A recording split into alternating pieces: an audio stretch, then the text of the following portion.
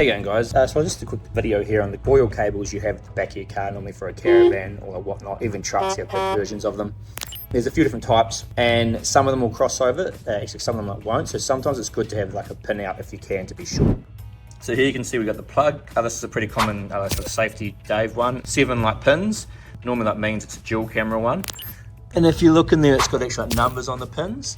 So like normally you have your options of like a 7-pin coil cable or 5-pin coil cable. And the only like difference I actually normally is like one of them is only normally like made for like a single camera and like maybe no sound. So one of them can take actual sound from the camera as well and power and 2 camera like feeds, and like one of them can't.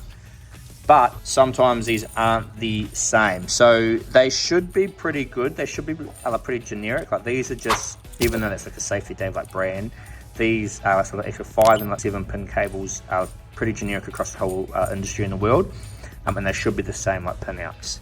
But that's what you pretty much have actually happening, and then you have like a socket on both sides. So you can see this 7-pin one here goes to 2 like 4-pin aviation cameras, which is handy when you're running a dual camera like that.